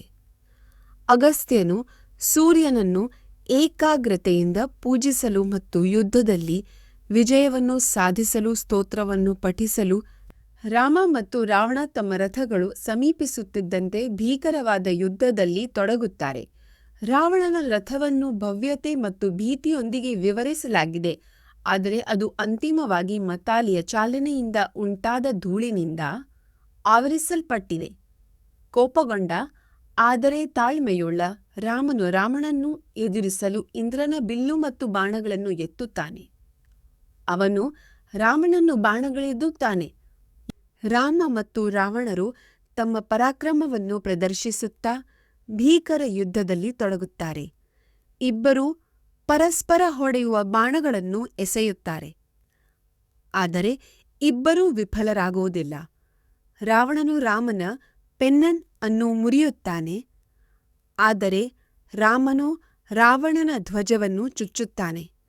ಎರಡೂ ಕಡೆಯವರು ಹೊಡೆತಗಳನ್ನು ವಿನಿಮಯ ಮಾಡಿಕೊಳ್ಳುವುದರೊಂದಿಗೆ ರಾಮ ಮತ್ತು ರಾವಣ ಬಾಣಗಳನ್ನು ಹಾರಿಸುತ್ತಾ ಮತ್ತು ವಿವಿಧ ಶಸ್ತ್ರಾಸ್ತ್ರಗಳನ್ನು ಬಳಸುತ್ತಾ ತೀವ್ರವಾದ ಯುದ್ಧದಲ್ಲಿ ತೊಡಗುತ್ತಾರೆ. ಅನೇಕ ತಲೆಗಳನ್ನು ಬಳಸುತ್ತಾನೆ, ಆದರೆ ಅಂತಿಮವಾಗಿ ರಾವಣನನ್ನು ಸೋಲಿಸುವವರೆಗೂ ಅವನ ತಲೆಗಳನ್ನು ಒಂದೊಂದಾಗಿ ಕತ್ತರಿಸಲು ತನ್ನ ಬಾಣಗಳನ್ನು ಸಾಧಿಸುತ್ತಾನೆ. ಮಾತಲಿ ಮತ್ತು ಅಗಸ್ತ್ಯರ ಸಹಾಯದಿಂದ ರಾಮನು ರಾವಣನನ್ನು ನಾಶಪಡಿಸಬಲ್ಲ ಪ್ರಬಲವಾದ ಬ್ರಹ್ಮ ಆಯುಧವನ್ನು ಪಡೆದನು. ಅವನು ತನ್ನ ಬಿಲ್ಲಿನ ಮೇಲೆ ಬಾಣವನ್ನು ಹಾರಿಸಿದನು. ಅದು ಪ್ರಾಣಿಗಳಲ್ಲಿ ಭಯವನ್ನು ಉಂಟುಮಾಡಿತು ಮತ್ತು ಭೂಮಿಯನ್ನು ಅಲುಗಾಡಿಸಿತು. ದಂಡವನ್ನು ಹೊರಹಾಕಿದ ರಾಮನು ರಾವಣನನ್ನು ಕೊಂದು ಉಳಿದ ರಾತ್ರಿ ರೇಂಜರ್ಗಳಲ್ಲಿ ಭಯವನ್ನು ಉಂಟುಮಾಡಿದನು. ಅವರು ಭಯದಿಂದ ಓಡಿಹೋದರು. ಮಂಗಗದ ಉದ್ದಿಗೆಯಾದ ಉಶಬ್ದ ವಿಭೀಷಣನು ತನ್ನ ಸಹೋದರ ಮತ್ತು ರಾಜನಾದ ರಾವಣನು ಯುದ್ಧಭೂಮಿಯಲ್ಲಿ ಮರಣ ಹೊಂದಿದನೆಂದು ವಿಷಾದಿಸುತ್ತಾನೆ. ಅವನು ಅವರ ಸೋಲಿಗೆ ಹೆಮ್ಮೆ ಮತ್ತು ಅಹಂಕಾರವನ್ನು ಕಾರಣವೆಂದು ಹೇಳುತ್ತಾನೆ. ರಾಮನು ವಿಭೀಷಣನನ್ನು ಸಮಾಧಾನಪಡಿಸುತ್ತಾನೆ. ಯುದ್ಧದಲ್ಲಿ ಕ್ಷತ್ರಿಯನ ಮರಣವನ್ನು ದುಃಖಿಸಬಾರದು, ಬದಲಿಗೆ ಧೈರ್ಯದ ಕಾರ್ಯವೆಂದು ಆಚರಿಸುತ್ತಾನೆ. ರಾಕ್ಷಸರ ಪತ್ನಿಯರು ದುಃಖದಿಂದ ತತ್ತರಿಸಿ ರಾಮನ ಕೈಯಲ್ಲಿ ರಾವಣನ ಮರಣದ ನಂತರ ಅವನ ದೇಹಕ್ಕೆ ಧಾವಿಸುತ್ತಾರೆ. ಅವರು ಅಳುತ್ತಾರೆ ಮತ್ತು ವಿಷಾದಿಸುತ್ತಾರೆ. ಅವನ ಅಹಂಕಾರ ಮತ್ತು ಅವನ ಪತನಕ್ಕೆ ಕಾರಣವಾದ ಕಳಪೆ ನಿರ್ಧಾರ ತೆಗೆದುಕೊಳ್ಳುವಿಕೆಯನ್ನು ನೆನಪಿಸಿಕೊಳ್ಳುತ್ತಾರೆ. ಅವರು ತಮ್ಮನ್ನು, ತಮ್ಮ ಒಡೆಯನನ್ನು ಮತ್ತು ತಮ್ಮ ರಾಜ್ಯವನ್ನು ರಾವಣನ ಹೆಂಡತಿಯಾದ ಮಂದೋದರಿ ಕೇವಲ ನಶ್ವರನಾದ ರಾಮನ ಕೈಯವನ ಸಾವಿಗೆ ಸಂತಾಪ ಸೂಚಿಸುತ್ತಾಳೆ. ತನ್ನ ಶಕ್ತಿಶಾಲಿ ಗಂಡನನ್ನು ಒಬ್ಬ ಪುರುಷನು ಸೋಲಿಸಿದ್ದಾನೆಂದು ಅವಳು ವಿಷಾದಿಸುತ್ತಾಳೆ ಮತ್ತು ಇದು ಹೇಗೆ ಸಂಭವಿಸಬಹುದೆಂದು ಪ್ರಶ್ನಿಸುತ್ತಾಳೆ. ರಾವಣನು ಅಜಾಗರೂಕನಾಗಿದ್ದಾನೆ ಮತ್ತು ಕಾಮಾಸಕ್ತಿಯಲ್ಲಿ ತೊಡಗಿಕೊಂಡಿದ್ದಾನೆ. ರಾಮನು ವಿಭೀಷಣನನ್ನು ಲಂಕೆಯ ರಾಜನಾಗಿ ಸ್ಥಾಪಿಸಿ ವೈದಿಕ ವಿಧಿಗಳ ಪ್ರಕಾರ ಅವನ ಮೇಲೆ ಸಮುದ್ರದ ನೀರನ್ನು ಚಿಮುಕಿಸುತ್ತಾನೆ. ಮಂಗದ ನಾಗರಿಕರು ರಾಮ ಮತ್ತು ಲಕ್ಷ್ಮಣನ ಆಹಾರ ಮತ್ತು ಹೂವುಗಳನ್ನು ಅರ್ಪಿಸಿ ಸಂಭ್ರಮಾಚರಣೆ ನೀರನ್ನು ಚಿಮುಕಿಸುತ್ತಾನೆ. ಮಂಗದ ನಾಗನ ವಿಜಯ ಮತ್ತು ಅವಳ ಸುರಕ್ಷಿತ ಮರಳುವಿಕೆಯ ಬಗ್ಗೆ ತಿಳಿಸುತ್ತಾನೆ. ಹನುಮಂತನು ಲಂಕಾನಗರವನ್ನು ಪ್ರವೇಶಿಸಿ ರಾಕ್ಷಸರ ಸುತ್ತಲೂ ಇರುವ ವೃಕ್ಷವಾಟಿಕಾದಲ್ಲಿ ಸೀತೆಯನ್ನು ಕಂಡುಕೊಳ್ಳುತ್ತಾನೆ. ರಾಮನು ರಾವಣನನ್ನು ಸೋಲಿಸಿದ್ದಾನೆ ಮತ್ತು ಅವಳನ್ನು ಭೇಟಿಯಾಗಲು ಹೋಗುತ್ತಿದ್ದಾನೆ ಎಂದು ಅವನು ಅವಳಿಗೆ ತಿಳಿಸುತ್ತಾನೆ. ಸೀತೆಯು ಸಂತೋಷಗೊಂಡಿದ್ದಾಳೆ, ಆದರೆ ಸಂತೋಷದಿಂದಾಗಿ ಮಾತನಾಡಲು ಸಾಧ್ಯವಾಗುತ್ತಿಲ್ಲ. ಹನುಮಂತನು ತನ್ನನ್ನು ಹಿಂಸಿಸಿದ ರಾಕ್ಷಸರನ್ನು ಕೊಲ್ಲಲು ರಾಮನ ನಿಷ್ಠಾವಂತ ಸೇವಕನ ವಿಭೀಷಣನು ರಾವಣನ ಮೇಲೆ ವಿಜಯ ಸಾಧಿಸಿದ ನಂತರ ಸೀತೆಯನ್ನು ರಾಮನ ಬಳಿಗೆ ಕರೆತರುತ್ತಾನೆ. ಆದಾಗ್ಯೂ ಸೀತೆಯನ್ನು ಪಲ್ಲಕ್ಕಿಯು ರಾಮನಿಗೆ ತನ್ನ ಹೆಂಡತಿಯ ಸುರಕ್ಷತೆಯ ಬಗ್ಗೆ ಭರವಸೆ ನೀಡಲಿ ಮತ್ತು ರಾವಣನನ್ನು ಸೋಲಿಸಿದ ರಾಮನು ಸೀತೆಗೆ ತನ್ನ ಸಹೋದರರು ಅಥವಾ ಸುಗ್ರೀವನನ್ನು ಒಳಗೊಂಡಂತೆ ತಾನು ಇಷ್ಟಪಡುವ ಯಾರೊಂದಿಗೂ ಬಿಟ್ಟು ಹೋಗಲು ಅವಳು ಸ್ವತಂತ್ರಳು ಎಂದು ಹೇಳುತ್ತಾನೆ. ಅವನಿಗೆ ಅವಳ ಬಗ್ಗೆ ಯಾವುದೇ ಒಲವಿಲ್ಲ ಮತ್ತು ಇನ್ನೊಬ್ಬ ಪುರುಷನಿಂದ ಅನುಚಿತವಾಗಿ ನಡೆಸಿಕೊಳ್ಳಲ್ಪಟ್ಟ ಹೆಂಡತಿಯನ್ನು ಮರಳಿ ತೆಗೆದುಕೊಳ್ಳುವ ಮೂಲಕ ಅವರ ಕುಟುಂಬಕ್ಕೆ ಅವಮಾನವನ್ನುಂಟು ಮಾಡಲು ಸಾಧ್ಯವಿಲ್ಲ ಎಂದು ಅವನು ಹೇಳುತ್ತಾನೆ. ರಾಮನ ಮಾತುಗಳಿಂದ ತನಗೆ ಅನ್ಯಾಯವಾಗಿದೆ ಎಂದು ನಂಬಿದ್ದ ಸೀತೆ ತಾನು ಚಿತೆಯನ್ನು ಪ್ರವೇಶಿಸುವುದಾಗಿ ಘೋಷಿಸುತ್ತಾಳೆ. ತನ್ನ ಪರವಾಗಿ ಕೋಪಗೊಂಡ ಲಕ್ಷ್ಮಣನು ರಾಮನ ಆಜ್ಞೆಯ ಮೇರೆಗೆ ಚಿತೆಯನ್ನು ಸಿದ್ಧಪಡಿಸುತ್ತಾನೆ. ಸೀತೆಯು ಜ್ವಾಲೆಯೊಳಗೆ ಪ್ರವೇಶಿಸಿದಾಗ ಸಭೆಯು ದುಃಖದಿಂದ ತುಂಬಿ ಹೋಗುತ್ತದೆ ಮತ್ತು ಉಪಸ್ಥಿತರಿದ್ದವರೆಲ್ಲರೂ ಆಕಾಶ ಜೀವಿಗಳು ಸೀತೆಯ ಕಣ್ಮರೆಗೆ ಸಂತಾಪ ಸೂಚಿಸುವ ರಾಮನನ್ನು ವಿವಿಧ ಆಕಾಶ ದೇವತೆಗಳು ಸಂಪರ್ಕಿಸುತ್ತಾರೆ. ಅವರು ಲೋಕಗಳ ರಕ್ಷಕನಾದ ನಾರಾಯಣ ನಜವಾಜ ಗುರುತನ್ನು ಬಹಿರಂಗಪಡಿಸುತ್ತಾರೆ. ಬ್ರಹ್ಮನು ರಾಮನ ದೈವಿಕ ಗುಣಲಕ್ಷಣಗಳು ಮತ್ತು ಶಕ್ತಿಗಳನ್ನು ವಿವರಿಸುತ್ತಾನೆ. ಇದರಲ್ಲಿ ಬ್ರಹ್ಮಾಂಡದ ಸೃಷ್ಟಿಕರ್ತ, ವಿಧ್ವಂಸಕ ಮತ್ತು ಪೋಷಕನಾಗಿದ್ದಾನೆ. ಅನೇಕ ರೂಪಗಳು ಮತ್ತು ಅಂಶಗಳೊಂದಿಗೆ ಸೀತೆಯು ತನ್ನಿಂದ ವಿಮುಖಳಾಗಿಲ್ಲ ಮತ್ತು ಶುದ್ಧಳಾಗಿ ಉಳಿದಿದ್ದಾಳೆ ಎಂದು ಅಗ್ನಿದೇವನು ರಾಮನಿಗೆ ಭರವಸೆ ನೀಡುತ್ತಾನೆ. ಅವನಿಂದ ಬೇರ್ಪಟ್ಟರೂ ರಾವಣನು ಅಪಹರಿಸಿದನು. ರಾಮನು ನಾಯಕನಾಗಿ ಮತ್ತು ನೈತಿಕತೆಯ ಪೋಷಕನಾಗಿ ತನ್ನ ಖ್ಯಾತಿಯನ್ನು ಕಾಪಾಡಿಕೊಳ್ಳಲು ಸಾರ್ವಜನಿಕವಾಗಿ ಅವಳನ್ನು ಶುದ್ಧೀಕರಿಸಲು ನಿರ್ಧರಿಸುತ್ತಾನೆ. ಮಹೇಶ್ವರ ರಾವಣನನ್ನು ಸೋಲಿಸಿದ್ದಕ್ಕಾಗಿ ರಾಮನನ್ನು ಹೊಗಳುತ್ತಾನೆ. ಇದು ಒಳ್ಳೆಯ ಅದೃಷ್ಟ ಎಂದು ಹೇಳುತ್ತಾನೆ. ಅವನು ರಾಮನಿಗೆ ಸ್ವರ್ಗಕ್ಕೆ ಮರಳಲು ಮತ್ತು ಸೀತೆಯನ್ನು ತನ್ನ ಕುಟುಂಬದ ಪ್ರತಿಷ್ಠೆಯನ್ನು ಸ್ಥಾಪಿಸಲು ಸಲಹೆ ನೀಡುತ್ತಾನೆ. ಕಾರಿನಲ್ಲಿ ಕುಳಿತಿರುವ ದಶರಥನು ವನವಾಸದ ನಂತರ ತನ್ನ ಪುತ್ರರು ಮತ್ತು ಸೀತೆಯನ್ನು ನೋಡಿ ಸಂತೋಷಪಡುತ್ತಾನೆ. ಅವನು ಅವರನ್ನು ಆಶೀರ್ವದಿಸುತ್ತಾನೆ. ರಾಘವನ ಉಪಸ್ಥಿತಿಯಿಂದ ಸಂತೋಷಗೊಂಡ ಮಹೇಂದ್ರನು ತನ್ನ ವರವನ್ನು ಕೇಳುತ್ತಾನೆ. ರಾಘವನು ತನ್ನಿಷ್ಠಾವಂತ ಮಂಗ ಯೋಧರನ್ನು ಪುನರುಜ್ಜೀವನಗೊಳಿಸಿ ಆರೋಗ್ಯಕ್ಕೆ ಮರಳುವಂತೆ ವಿನಂತಿಸುತ್ತಾನೆ. ಅವರಿಗೆ ಮೊದಲಿನಂತೆಯೇ ಶಕ್ತಿ ಮತ್ತು ಪರಾಕ್ರಮವನ್ನು ನೀಡುತ್ತಾನೆ. ಮಹೇಂದ್ರನು ಒಪ್ಪುತ್ತಾನೆ ಮತ್ತು ಮಂಗಗಳು ಗುಣಮುಖವಾಗಿ ಮತ್ತು ಆರೋಗ್ಯಕರವಾಗಿ ಮತ್ತೆ ಸೇರಿದಾಗ ವಿಭೀಷಣನೊಂದಿಗೆ ಮತ್ತೆ ಸೇರಿದ ನಂತರ ತನ್ನ ಕುಟುಂಬ ಮತ್ತು ಸ್ನೇಹಿತರನ್ನು ನೋಡಲು ಅಯೋಧ್ಯೆಗೆ ಮರಳಲು ರಾಮನು ತನ್ನ ಉತ್ಸಾಹವನ್ನು ವ್ಯಕ್ತಪಡಿಸುತ್ತಾನೆ. ವಿಭೀಷಣನು ಸೂರ್ಯನನ್ನು ಹೋಲುವ ಅಯೋಧ್ಯೆಗೆ ಮರಳಲು ರಾಮನು ಮಡಲಿ ಕರೆದೊಯ್ಯಲು ಪ್ರಸ್ತಾಪಿಸುತ್ತಾನೆ. ರಾಮನು ಒಪ್ಪುತ್ತಾನೆ ಮತ್ತು ವಿಭೀಷಣನು ಭವ್ಯವಾದ ರಥವನ್ನು ರಾಮನು ತನ್ನ ನಿಷ್ಠಾವಂತ ಮಂಗಗಳು ಮತ್ತು ಕರಡಿಗಳಿಗೆ ಆಭರಣಗಳು ಮತ್ತು ಸಂಪತ್ತನ್ನು ನೀಡಿ ಪ್ರತಿಫಲ ನೀಡುತ್ತಾನೆ. ನಂತರ ಅವುಗಳನ್ನು ಅಯೋಧ್ಯೆಗೆ ಮರಳಲು ಆಹ್ವಾನಿಸುತ್ತಾನೆ. ವಿಭೀಷಣನಿಗೆ ತನ್ನ ರಾಜ್ಯವಾಗಿ ಲಂಕೆ ನೀಡಲಾಗುತ್ತದೆ ಮತ್ತು ರಾಮನು ಎಲ್ಲ ಪ್ರಾಣಿಗಳನ್ನು ಅಯೋಧ್ಯೆಗೆ ಹಿಂತಿರುಗಿಸಲು ಪ್ರಸ್ತಾಪಿಸುತ್ತಾನೆ.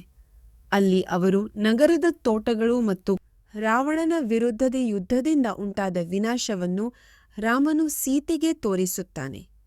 ಅದರಲ್ಲಿ ಅನೇಕ ರಾಕ್ಷಸ ಹತ್ಯೆಯೂ ಸೇರಿದೆ. ನಂತರ ಅವನು ಅವಳನ್ನು ಅಯೋಧ್ಯೆ ಸೇರಿದಂತೆ ವಿವಿಧ ಸ್ಥಳಗಳಿಗೆ ಕರೆದೊಯ್ಯುತ್ತಾನೆ. ಅಲ್ಲಿ ಅವರು ನಗರದ ಸೌಂದರ್ಯ ಮತ್ತು ವೈಭವವನ್ನು ನೋಡುತ್ತಾರೆ. ಮಂಗಗಳು ಮತ್ತು ರಾಕ್ಷಸರು ಸಹ ನಗರವನ್ನು ನೋಡಿ ಸಂತೋಷದಿಂದ ಏಳುತ್ತಾರೆ. ರಾಮನ ವರ್ಷಗಳ ವನವಾಸದ ಬಗ್ಗೆ ಕೇಳಿದ ತಪಸ್ವಿಯಾದ ವರದ್ವಯನನ್ನು ಭೇಟಿಯಾಗುತ್ತಾನೆ.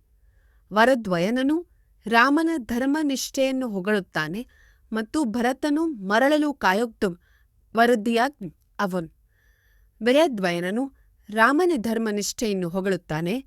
ಅವನು ಸೀತೆಯನ್ನು ರಕ್ಷಿಸುವುದು ಮತ್ತು ರಾವಣನ ಸೋಲಿ ಸೇರಿದಂತೆ ಕಾಡಿನಲ್ಲಿ ರಾಮನ ಹೋರಾಟಗಳು ಮತ್ತು ವಿಜಯಗಳ ತಾನೆ ಮತ್ತು ಹನುಮಾನ್ ಎಂಬ ಮಂಗವು ಅಯೋಧ್ಯೆಗೆ ಭೇಟಿ ರಾವಣನನ್ನು ಸೋಲಿಸಿದ ನಂತರ ರಾಮನು ಮರಳಿದ್ದಾನೆ ಎಂದು ಭರತನಿಗೆ ತಿಳಿಸುತ್ತದೆ. ಈ ಸುದ್ದಿಯನ್ನು ಕೇಳಿದ ಭರತನು ಅತಿಯಾಗಿ ಸಂತೋಷಪಡುತ್ತಾನೆ ಮತ್ತು ಮೂರ್ಛೆ ಹೋಗುತ್ತಾನೆ. ಅವನು ಹನುಮಂತನನ್ನು ಸ್ವಾಗತಿಸುತ್ತಾನೆ ಮತ್ತು ರಾಮನಿಗೆ ತನ್ನ ಯೋಗಕ್ಷೇಮವನ್ನು ತಿಳಿಸಲು ಮತ್ತು ಅವನು ಹಿಂದಿರುಗಿದ ನಂತರ ತನಗೆ ಹನುಮಂತನು ಅರಣ್ಯದಲ್ಲಿ ರಾಮನ ಜೀವನವನ್ನು ಭರತನಿಗೆ ವಿವರಿಸುತ್ತಾ ತನ್ನ ವನವಾಸ, ಸಹೋದರ ಲಕ್ಷ್ಮಣನ ಶೌರ್ಯ ಮತ್ತು ಖಾರ ಮತ್ತು ದುಶಾನನಂತಹ ರಾಕ್ಷಸರ ಹತ್ಯೆಯನ್ನು ವಿವರಿಸುತ್ತಾನೆ. ರಾವಣನನ್ನು ಸೋಲಿಸಿದ ನಂತರ ಅಯೋಧ್ಯೆಗೆ ಮರಳಿದ ತನ್ನ ಸಹೋದರ ರಾಮನನ್ನು ಭರತನು ಮತ್ತೆ ಸ್ವಾಗತಿಸುತ್ತಾನೆ. ಜನರು ರಾಮನ ಆಕಾಶದ ವಾಹನವಾದ ಪುಷ್ಪಕವನ್ನು ನೋಡಲು ಒಟ್ಟುಗೂಡಿದಾಗ ನಗರವನ್ನು ಹೂಮಲೆ ಮತ್ತು ಮೇಸಗಿತದಿಂದ ಅಲಂಕರಿಸಲಾಗುತ್ತದೆ. ಭರತನು ರಾಮನಿಗೆ ನಮಸ್ಕರಿಸುತ್ತಾನೆ ಮತ್ತು ಅವನ ಪಾಜವನ್ನು ಅವನಿಗೆ ಹಿಂದಿರುಗಿಸುತ್ತಾನೆ. ರಾಮನು ತನ್ನ ಸಹೋದರ ಭರತನಿಗೆ ರಾಜ್ಯವನ್ನು ಹಿಂದಿರುಗಿಸುತ್ತಾನೆ. ಅದರ ತೊಂದರೆಗಳನ್ನು ತಾನು ಭರಿಸಲಾಗದ ಹೊರೆಯೆಂದು ಹೇಳುತ್ತಾನೆ. ರಾಮನು ರಾಜನಾಗಿ ಸ್ಥಾಪನೆಯಾಗುವುದರೊಂದಿಗೆ ಅಯೋಧ್ಯೆ ನಗರವು ಸಂಭ್ರಮಕ್ಕೆ ರಾಮನು ತನ್ನ ಸಹೋದರರು, ಮಿತ್ರರು ಮತ್ತು ಪ್ರಜೆಗಳಿಗೆ ಉಡುಗೊರೆಗಳನ್ನು ನೀಡುತ್ತಾನೆ. ಇದರಲ್ಲಿ ಸುಗ್ರೀವ, ಹನುಮ